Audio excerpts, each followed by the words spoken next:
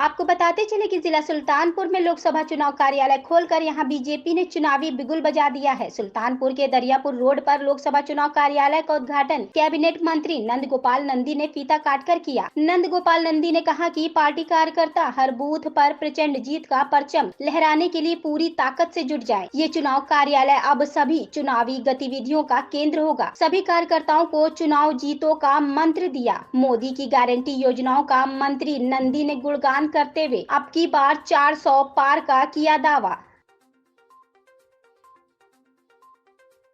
देखिए, आदरणीय प्रधानमंत्री जी की जो जन कल्याणकारी योजनाएं पूरे देश की जनता उत्साही है, उत्साह से लबरेज है। मोदी की गारंटी पूरा होने की गारंटी।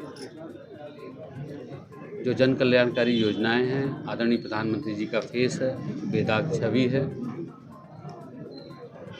दूसरी पार्टी विपक्ष न उनके पास नेता है न नीति है।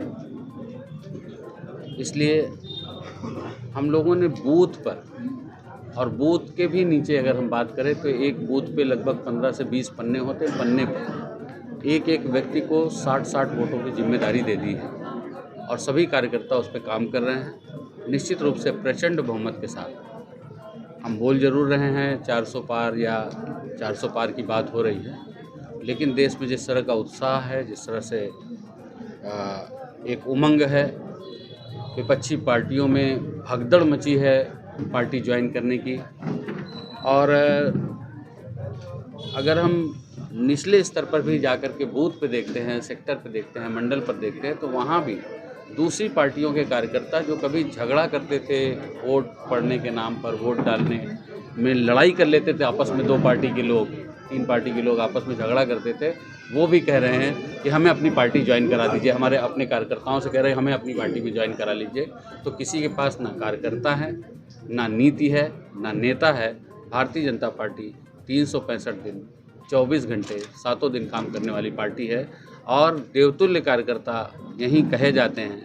यहीं पर जीता जागता प्रमाण है कि एक विस्तारक के रूप में काम करने वाले, प्रचारक के रूप में काम करने वाले देश के प्रधानमंत्री हैं, बूथ अध्यक्ष पे काम करने वाले राष्ट्रीय अध्यक्ष हुए और देश के यशस्वी गृह मंत्री हैं। तो निश्चित रूप से पार्टी का जो नेतृत्व है, पार्टी की जो सोच है, पार्टी की जो विचारधारा है, कार्यकर्ताओं की बेस की पार्टी है और कार्यकर्ताओं को सम्मान देती रहती है। हम लोग भी एक कार्यकर्ता के तौर पर काम कर रहे हैं और निश्चित रूप से यहाँ पर हमारा टारगेट है कि हर बूथ पर हम जीत दर्ज करें।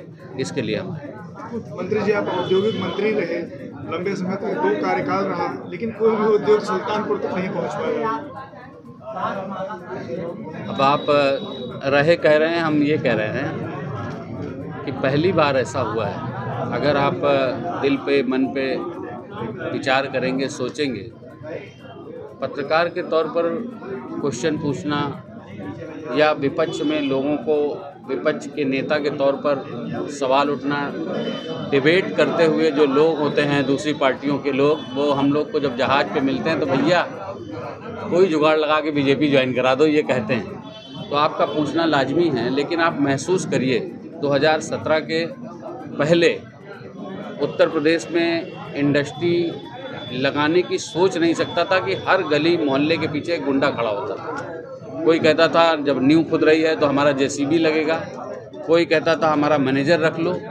गुंडागर्दी, पैसे वसूले जाते थे। और 2017 के बाद जो कानून व्यवस्था पटरी पर आई है, कानून व्यवस्था से खिलवाड़ करने वालों के खिलाफ कठोर कार्रवाई हुई है, उसी का नतीजा है कि अभी फरवरी 2023 में 33,50,000 करोड़ रुपए की ग्लोबल इन्वेस्टर समिट हुई और अभी 19 फरवरी को हम कम से कम 10 लाख करोड़ से भी ज़्यादा की ग्राउंड ब्रेकिंग सेरेमनी करने जा रहे हैं। जो ग्राउंड ब्रेकिंग सेरेमनी है, एमओयू तो हुआ कि हमने और आपने एमओयू कर लिया।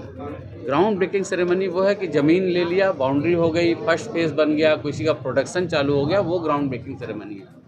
और पहली बार ऐसा हुआ है कि दुनिया के 17 देशों में 21 मेजर सिटी में, देश के 10 बड़े महानगरों में और उत्तर प्रदेश के 75 जिलों में रोड शो हुए हैं और 75 जिलों में हमें इन्वेस्टमेंट के प्रस्ताव प्राप्त हुए हैं। 19 तारीख को आपको क्लियर होगा कि यहाँ कितना लगा, पूरे प्रदेश में कहाँ कहाँ कितनी इंडस्ट्री लगी, वो आपको पीएम जी ने कहा निश्चित रूप से हम लोग ज़मीन खरीद रहे हैं और जहाँ से एक्सप्रेसवे गुजर रहा है, जो मेजर सिटीज़ है वहाँ पर गलियारे